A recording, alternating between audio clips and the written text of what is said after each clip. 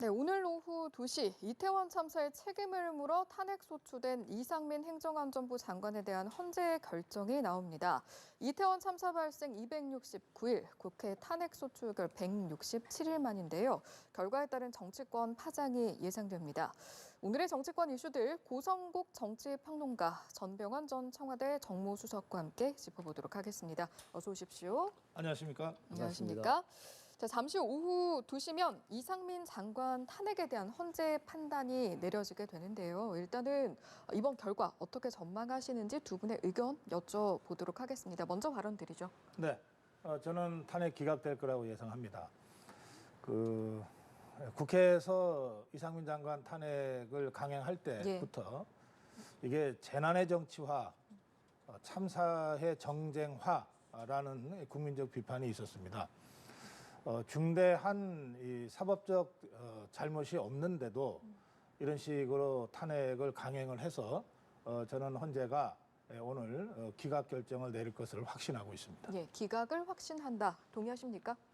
예, 먼저 지난 12구 대참사로 희생하신 159분의 그 희생자들과 그 유가족 여러분들께 다시 한번 깊은 애도를 먼저 드리고요.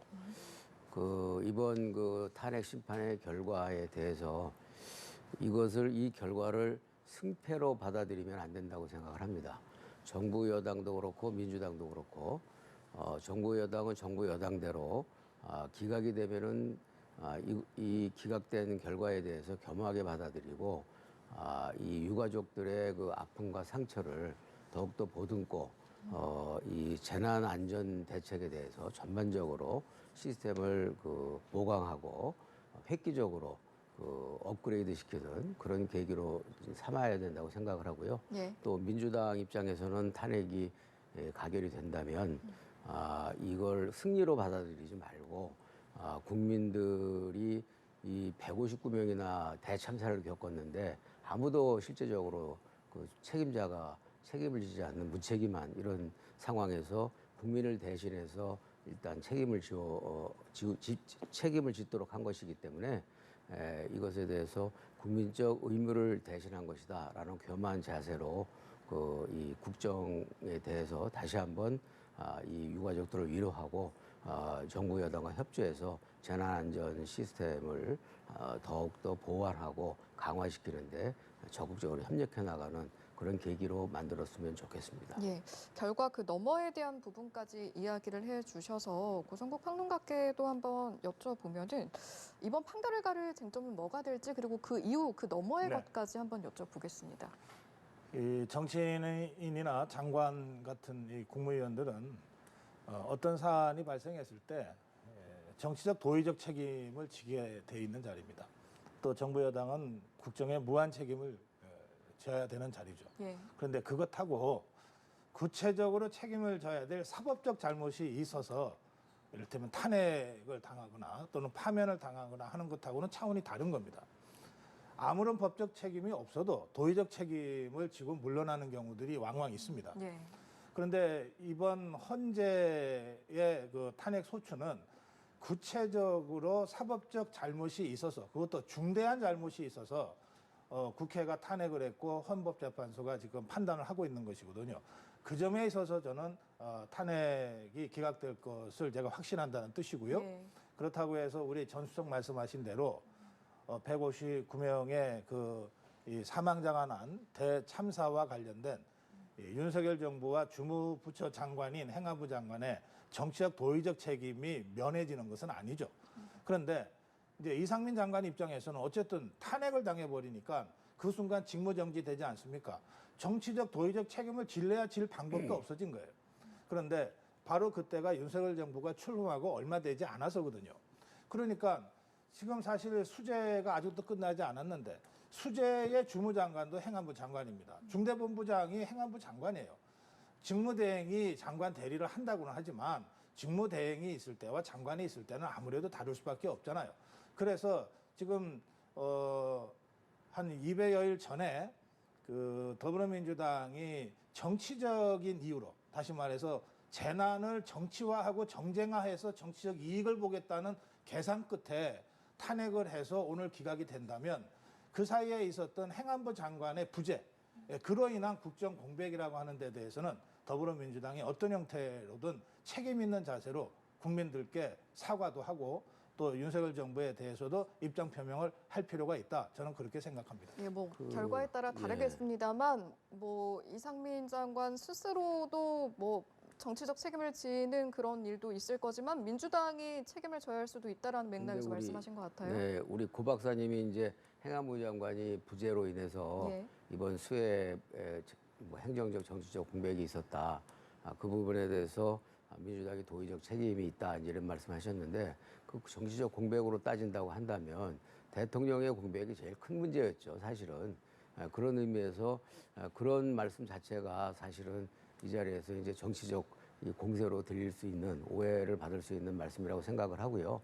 기본적으로 이제 그 행안부 장관이 지금 말씀하신 것처럼 어떤 법률적인 만약에 기각이 돼서 법률적인 책임 부분에 있어서는 그 소수 의견으로 기각이 된다 하더라도 지금 말씀하신 것처럼 정치적, 정무적 책임은 면할 수가 없는 것이거든요. 그런데 장관이란 자리는 어떤 큰 사고가 나서 어떤 치명적으로 불법적인 문제로 인해서 그 책임을 지고 사퇴를 하는 것이 아니라 정치적 도의적인 책임을 지고 사퇴하는 것이 정무직 장관으로서의 일반적인 관행이었는데 이번 같은 경우는 159명이라는 정말 초유의 사태로 백주대낮에 젊은이들이 이렇게 죽어갔는데 그런 점에 있어서 제대로 된 사과도 안 하고 그리고 희생자들 유가족들과 제대로 된 교감도 안 하고 제대로 한번 만나주지도 않고 이러한 장관으로서는 참 우리 그 곁에서 주변에서 보기에 민망할 정도의 무책임한 태도로 보였기 때문에 특히 유가족들에게 분노를 샀고 또 국민들의 지탄을 받았기 때문에 탄핵 소추에까지 이르게 된 것이라고 보여지고요. 그런 점에 있어서 도덕적인 책임은 면할 수가 없다. 탄핵 소추에서는 기각이 된다 할지라도 그런 점에 있어서 지금 당장에 지금 말씀하신 것처럼 지금 재난 위기 상황이 계속되고 있기 때문에 예. 폭우로 이 상황이 이제 마무리가 되면 윤석열 대통령께서 인사조치를 그동안 미뤄왔던 인사조치를 하는 것이 이 문제를 수습하는 최종적인 예. 마무리가 되지 않을까 이렇게 네, 생각하고요. 그런데 조금 전에 평론가께서 물어보신 부분, 기각이 되면 무리한 탄핵 소추를 밀어붙인 야권이 비판에 직면하게 되지 않을까라는 부분은 어떤 저는 답변하시겠어요? 그것이 지금 말씀드린 것처럼 예. 결코 무리한 탄핵 소추라고 생각하지 않아요. 애초에 지금 무리하지 말씀드린 않았다는 것처럼 말씀이세요? 예. 지금 말씀하신 것처럼 장관이라는 직책은 정치적 도의적으로 무한 책임을 지는 자리인데 정치적 도의적으로 무한 책임을 전혀 지지 않는 태도였단 말이죠. 그런 그 태도에 대해서 국민적 분노가 있었고 특히 유가족들의 절규가 있었기 때문에 그 정치적 그 도의적으로 책임지지 않는 것에 대해서 탄핵 소추라는 최후의 카드로 이상민 장관에게 경고를 한 것이거든요. 그런 알겠습니다. 측면에서 이것이 만약에 탄핵 소추가 기각이 되면은 이것이 마무리되는 것이 아니라 윤석열 대통령과 정부 여당이 제대로 된 그 수습을 하지 않는다면 이건 또 다른 시작일 뿐이지 결코 종결이 아니다라는 점을 분명히 자각을 했으면 좋겠습니다. 네. 당장 오후 2시에 이제 결과를 알 수 있게 되니까요. 그때 결과가 어떻게 나올지 또 정치적 파장은 어떻게 될지도 함께 지켜보시죠. 주제를 좀 바꿔보겠습니다. 최근 정치권 화두 중에 하나가 교권이고요. 이를 강화하기 위해서 윤석열 대통령도 가이드라인을 좀 신속하게 정리를 해라. 이에 대응해서 교육부도 학생인권 조례안 개정 가능성을 시사하고 나섰습니다. 그런데 여기에 대한 여야의 입장차가 좀 있는 것 같고요. 결국에는 방향성이 맞는지에 대해서 판단하려면 두 분께 이 질문을 한번 드려봐야 할 것 같습니다. 교권 강화와 학생인권 조례안 개정 상관관계가 있는가? 인과관계가 있는가? 어떤 답변하시겠습니까? 네, 관계가 아주 깊죠. 이 교권이 이렇게 거의 뭐 대책 없이 무너져 버린 이 상황은 뭐 수십 년 전부터 있었던 현상이 아닙니다. 뭐 제가 학교 다닐 때 또 한 10년, 20년 전까지만 해도 어쨌든 선생님은 뭐 어쨌든 뭐 이 부모님과 같이 거의 같은 수준으로 존경하고 그렇게 해왔지 않습니까? 그런데 지금 밝혀지고 있는 그 교육 현장에서의 심각한 교권 침해. 이것은 그 최근에 벌어진 일이거든요. 그런데 2010년에 당시 김상곤 경기도 교육감 그리고 그 후에 서울시 교육감이 됐다가 이제 중간에 그만둔 광노현 전 교육감 이 두 사람이 경기도에서 학생인권 조례를 주도했습니다. 그렇게 해서 만들어졌고 지금 6개 교육청에서 채택돼 있거든요. 그런데 이때 만들어진 학생인권 조례가 학생들의 권리만 일방적으로 주장하고 나열한 학생인권 조례였어요.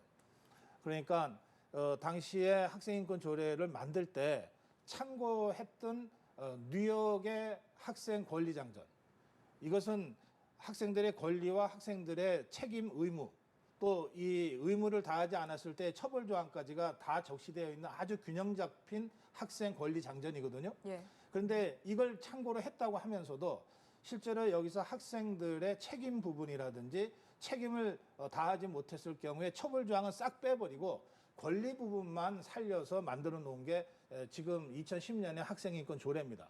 그러니까 저 학생인권 조례를 이 교육감들이 적극적으로 학생들과 학부모들한테 전파하지 않았겠습니까? 그러니까 학생들이 그걸 보면 학생들의 권리는 쫙 있어요. 의무가 정확하게 적시되어 있지 않으니까 권리 주장만 하게 된 것이고요. 그 학생들의 권리에 입각해서 학부모들이 자기 자식이 조금이라도 불이익을 받는 것 같으면 학부모들 입장에서 교사한테 항의할 수 있는 근거가 된 겁니다. 그래서 저는 2010년에 만들어진 학생인권 조례가 지금의 교권이 무너진 이 현상의 직접적 원인이라고 저는 보기 때문에 네. 교권을 다시 살리기 위해서는 다양한 여러 가지 방법과 동시에 학생인권 조례에 대한 전면적인 재검토가 꼭 필요하다. 저는 그렇게 생각합니다. 알겠습니다. 예, 지금 뭐 우리 고 박사님께서 말씀하신 것도 상당히 일리가 있다고 생각해요. 저런 진단도 필요하다고 생각을 하고요, 이번 기회에. 그러나 지금 이제 어저께 대통령께서도 말씀하신 것처럼 이 학생 인권과 그 교권과 너무 이걸 대항적으로 이렇게 부딪히는 충돌적인 그런 그 관점에서 이걸 해결하려고 하는 것은 교육 현장에서 볼 때는 부적절하지 않겠는가. 그리고 교육이라는 측면에서 특히 나쁘지 않겠는가. 이런 이제 저는 판단이 쓰고요. 예. 특히 이제 교육 현장을 우리가 생각을 할 때 이거를 약간 좀 진영의 대결이나 이념적 대결의 시각에서 어떤 교권의 관점, 뭐 또 이 학생 인권의 관점 이런 식으로 해서 승패도 관점으로 이렇게 보는 것도 대단히 위험하다 이렇게 생각이 됩니다. 그래서 저는 이번에 이제 학생 인권 조례가 좀 과도한 부분이 있다면은 당연히 이 부분을 좀 수정을 해야 될 필요가 있다고 생각하고요. 이 교권이 지금 많이 이렇게 침해당하고 유린당하고 있는 현장에서 유린당하고 이런 부분은 학생 인권 조례뿐만이 아니라 이 기본적으로 이 세태가 불러오는 그런 부분도 저는 있다고 생각을 해요. 그래서 기본적으로 가정교육의 문제도 있다고 생각을 하고 그래서 종합적으로 한번 이걸 이번 기회에 종합적인 시각에서 바라볼 필요가 있다고 생각을 하고요. 예. 이번에 이제 이번 희생을 하신 선생님의 일기를 보면은 거기에 이제 학부모의 질타도 있지만 그게 못지않게 업무 폭탄도 적시를 하고 있거든요. 예. 그리고 많은 교육 현장의 선생님들이 이제 거리에 나와서 업무 폭탄에 대한 이야기도 했는데 교육부가 지금 그 문제를 개선한다고 그러면서 교육부는 은근슬쩍 이 업무 폭탄의 문제는 교육부의 교육 시스템의 문제거든요. 근데 그걸 슬그머니 교권 침해 문제로만 이렇게 학생 인권 조례 문제로만 핑계 삼고 이 업무 폭탄의 문제는 슬쩍 가려놓고 가려고 하는 것이 아닌가 이런 이제 판단이 들어서 업무 폭탄 문제도 좀 같이 종합적으로 의논을 해가면서 이 교사, 예. 교육부 그리고 학생 그리고 학부형 이렇게 오자가 모여서 충분한 토론을 거쳐서 합의에 이르는 것이 좋지 않을까 이렇게 알겠습니다. 생각합니다. 반박하실 내용 있으십니까? 아니 반박이라기보다 우리 전수정 말씀이 맞아요. 이게 학생과 교사를 대립시켜서야 문제 해결이 되겠습니까? 예. 다만 이제 팩트는 정확하게 짚고 넘어가야 되는 거니까 우선 지금 초중고의 그 모든 그 학교 운영은 교육청에서 하지 교육부에서 하지 않습니다. 그러니까 과중한 업무를 우선적으로 해소할 수 있는 책임은 각 교육청에 있다는 겁니다. 그 점을 제가 지적해드리고, 물론 교육청이냐 교육부냐라고 하는 것은 학생이나 학부모 입장에서는 사실 소용없어요. 그러나 교사들 입장에서 직접 학교에 지시를 받아서 일을 해야 된 교사들의 입장에서는 교육청에 대한 교육개혁 요구를 해야지 교육부에 대해서 무작정 요구하는 것은 핀트가 잘못됐다는 말씀 제가 드리고, 사실 이 교사와 학생과 학부모를 대립시켜 가지고 무슨 교육이 되겠습니까? 그런데 교사와 학생과 학부모를 대립시킨 사람들이 있어요. 그 세력들이 있다고요. 그게 2010년에 학생인권 조례를 도입하면서 그 모델로 했던 이 뉴욕의 학생 권리장전에 학생들의 책임과 처벌 부분을 싹 빼고, 그건 의도적으로 뺐다고밖에 할 수가 없습니다. 왜냐하면 그 전문을 읽어보면 너무나 균형 잡혀 있으니까. 예를 들어서 학생과 교사가 모두 다 서로 존중해야 된다, 이런 식으로 돼 있어요. 뉴욕의 권리장전은. 그리고 예의 바르게 해야 된다, 이런 얘기들이 다 있단 말이에요. 예. 그러니까 교사도 학생한테 예의 바르게 해야 되지만 학생도 교사한테 예의 바르게, 학부모도 교사한테 예의 바르게 해야 된다는 게 뉴욕 권리장전의 내용이에요. 그런데 지금 우리의 학생인권 조례를 한번 읽어보시면 그런 내용이 하나도 없습니다. 그냥 학생들의 권리만이 쭉 나열되어 있는 거예요. 그래서 저는 2010년에 제정된 학생인권 조례가 학교 현장을 결과적으로 교사들한테 학생들이 저항하게 만들고 학부모들이 교사를 능멸하게 만드는 출발점이 됐다고 생각하는 거예요. 그러니까 지금 와서 그 갈등을 증폭시키자고 말씀드리는 게 아니라, 갈등을 넘어서 정말 학생들을 위하고 교사들을 위하는 학교 발전으로서 가려면 누가 어떤 의도로 이런 짓을 했는가에 대한 진단, 그리고 정확한 규명은 필요하다. 이거를 없이 그냥 대충 묶어서 함께 다 나가자, 이런다고 해서 해결될 문제는 아니다. 그 점은 제가 좀 짚어야 될 것 근데 같습니다. 이제 우리가 상식적으로 생각할 때요, 어떤 사람이 학생이 교육자를, 선생님을 능멸하도록 그 선장이나 제도나 시스템을 그렇게 만들겠습니까? 그거는 제가 볼 때 고 박사님이 너무 좀 과도하게 너버스하게 보시는 관점이 아닌가 이렇게 생각하고요.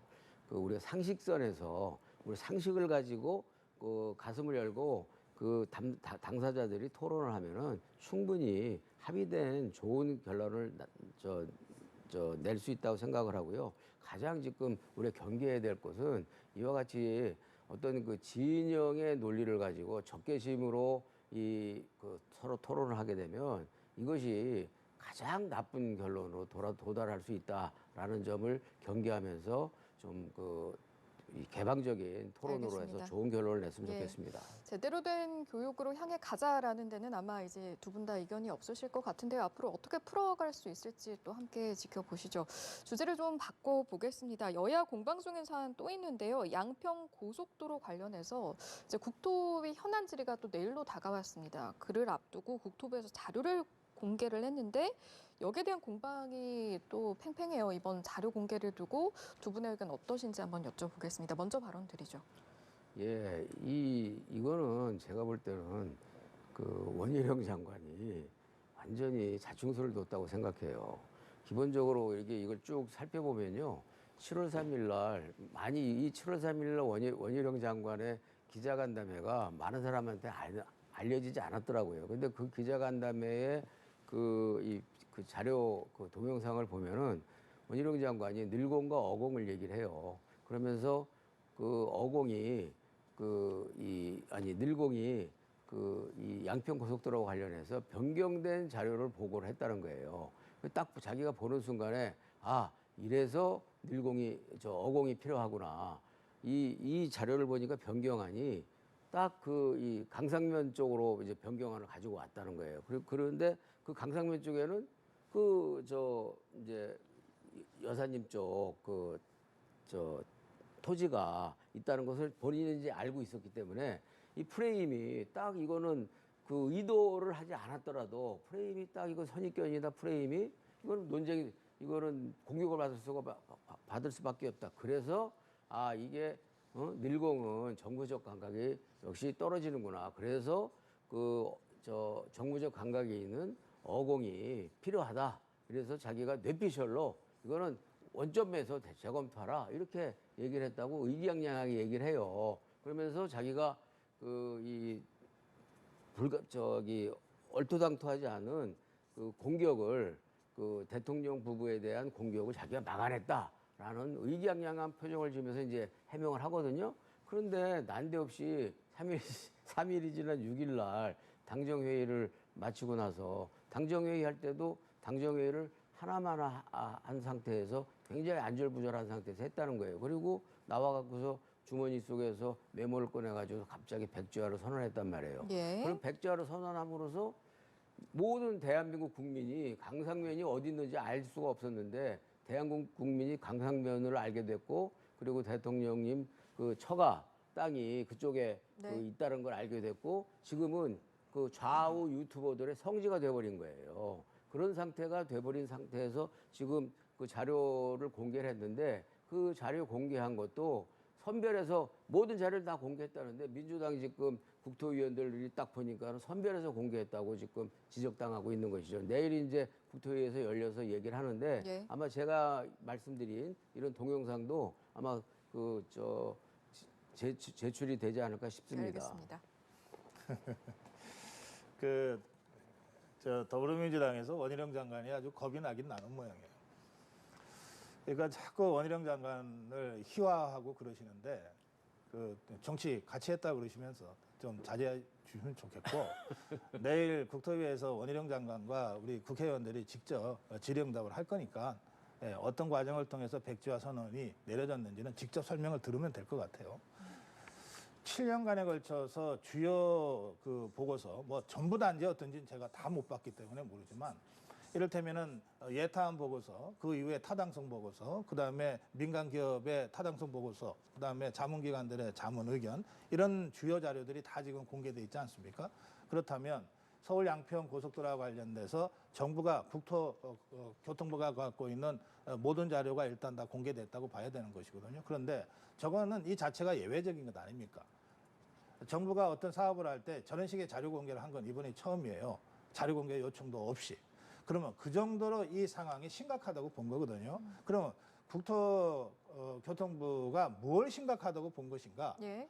저거는 서울 양평 고속도로 자체가 심각한 게 아니고 저것이 잘 진행이 돼서 강화 IC, 강상면 JCT로 잘 가고 있었는데 느닷없이 더불어민주당에서 김건희 여사 일가에 특혜를 주기 위해서 노선이 변경됐다는 식의 공격을 하고 나서기 시작한 겁니다. 그러면 생각해 보십시오. 지난번 대선 때 그리고 대선 이후에 지금의 더불어민주당 또 이재명 후보 캠프에서 윤석열 후보나 윤석열 대통령을 공격한 것은 별로 없어요. 주로 김건희 여사를 공격을 해댔습니다. 그러니까 이제 국정운영을 하고 양평 고속도로를 완성시켜야 될 장관 입장에서 볼 때 이 사안이 김건희 여사 일가 특혜 사건으로 이렇게 프레임이 덮어 씌워지면 사업을 제대로 진행할 수도 없을 뿐만 아니라 사업을 진행해도 이 사업이 끝날 때까지 끝난 후에도 내내 이런 식의 이 프레임 속에서 논란이 있을 수밖에 없다고 판단했던 것 같아요. 그러니까 이 모든 괴담과 정쟁화가 중단되기 전에는 이 사업을 계속 추진할 수 없다. 이게 백지화 선언의 핵심입니다. 그럼 제가 국토부 속내 하나만 더 여쭤봐도 네. 되겠습니까? 지금 국토부에서 이야기하는 것 중에 하나가 원희룡 장관의 백지화 선언이 일종의 충경요법이고 취소 여부는 또 네. 현안 질에서 밝힐 것이다라고 했는데 그러면 다시 추진된다라는 가능성이 꽤 크다라고 봐도 될까요? 저는 다시 추진하고 싶어 하는 것 같습니다. 아니, 네. 원희룡 장관이 저거를 왜 중단시키겠어요? 다시 추진하고 싶어 하는 것 같아요. 그런데 이게 정쟁 프레임 속에서 정쟁으로 일관되면 이건 할 수도 없고 해도 안 된다고 생각하는 거죠. 그러니까 그래서 국토부가 갖고 있던 모든 자료를 공개해서 그동안 더불어민주당이 주장했던 것들 중에 팩트가 아닌 것들은 좀 인정을 해라. 인정을 하고 괴담은 괴담대로 정리하고 사실이 아닌 건 사실이 아닌 걸로 정리하고 그럼에도 남는 의혹이 있다면 여야가 머리 맞대고 직접 현장에 나와서 조사도 하고 하자. 그렇게 해서 모든 의혹이 해소되면 백지화를 할 이유가 없지 않느냐 이거거든요. 그러니까 이런 입장은 원희룡 장관이 백지화 선언을 할 때부터 했던 얘기입니다. 괴담과 정쟁화가 중단되기 전에는 이 사업을 계속할 수 없다. 지금도 똑같은 입장이거든요. 그리고 그 괴담을 해소하기 위해서 국토부가 자료 공개까지 한 겁니다. 그러니까 저는 내일 그 국회 상임위를 통해서 그동안 제기됐던 많은 의혹이나 이른바 괴담, 괴설이 많이 해소될 거라고 저 기대하고 있습니다. 그렇다면 백지화를 선언했던 원희룡 장관이 결단을 내려서 재추진하겠다고 할 수도 있는 거죠. 우리 이제 고 박사님이 말씀하신 것 중에 한 가지가 그 사실과 좀 다른 부분이 있는 게 처음에 이제 강상면으로 그 고속도로가 잘 가고 있었던 것이 이제 민주당의 공세로 이게 흐트러진 거다 이렇게 말씀하셨는데 그건 아니죠. 원래는 양서면으로 가고 있었던 고속도로가 국토부에서 강상면으로 변경해버렸기 때문에 이게 문제가 된 거잖아요. 그건 뭐 고 박사님도 거기에 대해서 그건 잘 알고 계시잖아요. 그거는 사실이 달라요. 제가 잠시 후에 설명드릴게요. 예. 그래서 저희가 남아있는 주제가 있어서 발언 한 번씩만 예, 드리고 예. 넘어가겠습니다. 그래서 예. 이게 지금 그 예타도 그 양서면으로 예타를 받은 것이고 그 양서면 그 고속도로는 저 전장이 27km인데 강상면은 전장이 29km란 말이에요. 그리고 터널이 9개를 지나게 돼 있는데 강상면으로 가면은 터널이 16개가 돼요. 그리고 1.5km마다 터널을 타야 돼요. 그리고 양상면으로 가면은 다리가 15개인데 저기 그 다리가 26개예요. 1km마다 다리를 하나씩 건너야 되는 그런 상황이 돼요. 그래서 현실적으로 예타를 통과시킬 수가 없어. 두 번째는 이 도로 자체가 본래 6번 도로와 저 서울 경춘국도의 그 정체를 없애기 위해서 건설 계획이 생긴 것이기 때문에 강상면이라는 훨씬 아래쪽으로 가서는 본래 이 고속도로를 그 건설하게 된 설립 목적에 매우 위배가 된단 말이에요. 그래서 강상면으로 가는 고속도로를 놓는다는 것은 애초에 이 설립 목적에 원칙적으로 위배가 되는 거예요. 그래서 그래서 이제 문제가 되는 거죠. 그래서 원천적으로 양서면으로 잘 가던 고속도로를 갑작스럽게 강상면으로 틀어버리니까 알겠습니다. 이게 문제가 예. 된 거지. 우선 갑작스러운 결정이 아닙니다. 예타를 주관한 기구가 KDI였습니다. 문재인 정부 때죠. KDI의 예타 보고서에 양서면이라고 해놓고 JCT를 그런데 대안 검토가 필요하다고 적시가 돼 있습니다. 그래서 이제 타당 검사 단계에서 민간업체에다가 용역을 줬는데 그 두 민간업체 공동 보고서에도 대안이라고 하는 것이 제시가 됩니다. 제가 그 양서면에 중청교 쪽 직접 가봤어요. 가봤는데 거기 가서 보면 금방 이해가 돼요. 거기를 JCT를 놓으려 그러면 기술적으로 굉장히 어려울 뿐만 아니라 거기에 한 700여 가구의 전원주택 마을이 있는데 이 마을이 완전히 풍비박산이 납니다. 그래서 그쪽 분들이 반대하는 거예요. 그래서 문재인 정부 때 다 이루어진 일입니다. 이게 윤석열 정부 때 이루어진 게 아니고 예타 통과도 문재인 정부 때 이루어졌고 양서면 예타. 네, 그렇죠. 예, 그러니까 예타안에 양서면으로 가는 예타안도 문재인 정부 때 이루어졌고 문재인 정부 때 근데 예타안에도 대안 필요가 적시가 됐고 그 다음에 타당성 검사도 문재인 정부 때 이루어졌어요. 그래서 그 변화되는 과정을 가지고 여러 대안을 검토하고 있었고 그리고 그 과정에 여러 기관들 자문들 받고 지역 주민들의 의견도 수렴하고 그렇게 해서 지금의 강화 IC 강상면으로 노선이 변경됐습니다. 변경을 하려고 했는데 문제 제기가 된 거예요. 예타에서 통과됐던 노선이 그러니까 흔히 원안이라고 하는 게 타당성 검사 과정에서 바뀌는 경우가 안 바뀌는 경우보다 더 많습니다. 그러니까 마치 원안을 망고불변의 진리처럼 박아놓고 이걸 억지로 누구한테 특혜를 주기 위해서 바꿨다고 하는 주장도 어불성설이고 바꿨다고 하면 윤석열 정부가 아니라 문재인 정부 때 이게 바뀐 거예요. 따라서 저는 이런 식으로 고속도로 문제를 대통령 그 부인 일가에 특혜를 주기 위해서 억지로 바꿨다고 덮어 씌운 거거든요. 처음에 그 부분만 더불어민주당이 우리가 잘못 판단했다. 라고 한다면은 백자를 계속 고집할 이유가 없다는 겁니다. 알겠습니다. 그리고 저는 내일 국회 상임위에서 그 문제를 집중적으로 다루지 않겠습니까? 그렇죠. 다뤄서 사실관계가 확실히 되면, 국민 앞에서 사실관계가 확인이 되면 그때는 더불어민주당도 괴담을 중단하라. 예. 제가 그렇게 주문하고 싶습니다. 알겠습니다. 당장 내일 상임위 현안 질의에서 2분만 말씀드릴게요. 2분은 예. 어렵고요. 한 1분. 30초 정도 예. 드리겠습니다. 예. 그 3월 17일 날 대선이 있었죠. 3월 18일 날 그 인수위가 구성이 돼요. 3월 19일 날 지금 말씀하신 것처럼 그 외부 용역 기관한테 그 민간 용역 업체에다가 용역을 줍니다.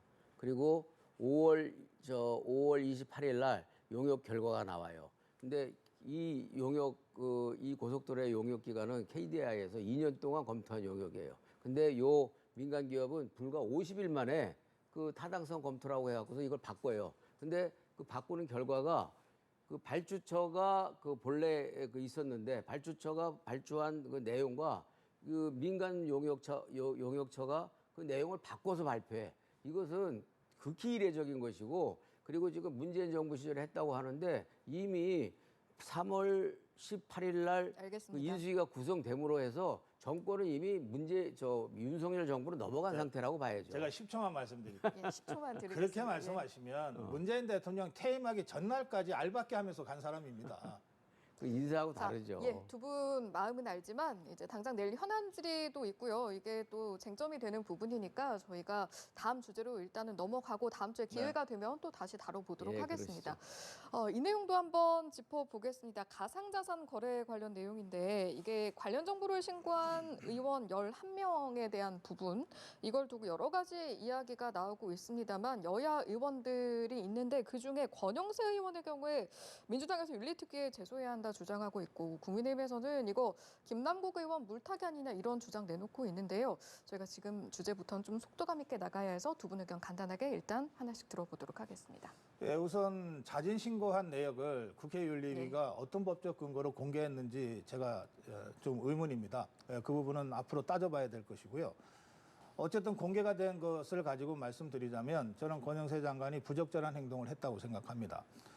국회의원 시절에도 가상거래를 뭐 한두 번 도대체 이게 뭔가 하고 해볼 수는 있어요. 그리고 나서 저는 중단했어야 됐다고 생각하고요. 장관으로 있을 때는 더 말할 것도 없다고 생각해서 매우 부적절하다 이렇게 생각합니다. 다만 예. 이 김남국 의원 사태로 시작된 이 사안에 있어서 김남국 의원은 상임이나 본회의장을 가리지 않고 국회의원으로서 직무를 행해야 될 시간에 가상화폐 거래를 한 겁니다. 지금 권영세 장관은 국회의원으로 있을 때 국회 의정 활동을 하는 시간, 그러니까 상임이나 본회의 또는 장관 직무할 때의 그 시간대에는 일체 거래를 하지 않았다고 밝히고 있습니다. 저것이 사실이라면 이것은 적어도 김남국 의원과는 전혀 차원을 달리해서 다뤄야 될 문제라고 저는 생각하는 것이고요. 예. 그럼에도 불구하고 저는 정치적으로 부적절했다라고 하는 제 생각은 변함이 없습니다. 그 코인 거래가 이제 스마트폰으로 거래를 할 수 있는 것이어서 언제 어디서나 거래할 수 있잖아요. 예. 그래서 지금 이제 권영세 의원께서 이제 해명하신 것이 이제 장관 집무실에서는 안 하신 것인지 그건 확인할 수가 없는 거잖아요. 그래서 그 이제 윤리위에 이제 제소를 하자 이렇게 하는 것이 이제 그런 것들을 확인해 보자라는 이제 취지가 있는 것이 아닌가 이렇게 생각이 되고요. 지금 이제 윤리위에 제소해라라고 하는 것 자체가 뭐 국민의힘 입장에서는 물타기 아니냐라고 이제 항변할 수는 있다고 생각해요. 그런데 어찌됐든 형평성 차원에서는 국힘당이 그 김남국 의원에 대해서 비판과 비난을 하려면 윤리위에 제소할 수밖에 없지 않겠는가 그런 생각은 드네요. 예, 그 민주당은 지금 자당 의원들 이제 코인 거래 사실이 밝혀진 김상희, 김웅걸, 전용교 의원에 대해서는 자체 진상 조사단 꾸리겠다는 입장이잖아요. 자체 진상 조사단으로 이게 충분히 조사가 가능하겠습니까? 지금 이제 민주당이 뭐 혁신위가 여러 가지 비판을 받고 있지만 혁신위도 가동이 되고 하니까 예.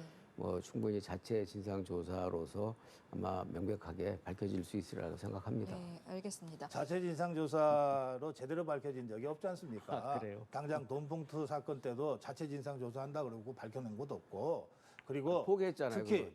윤리위 경우에 김남국 의원이 자료 제출조차 제대로 안 해서 지금 의원직 제명 권고가 나온 상태입니다.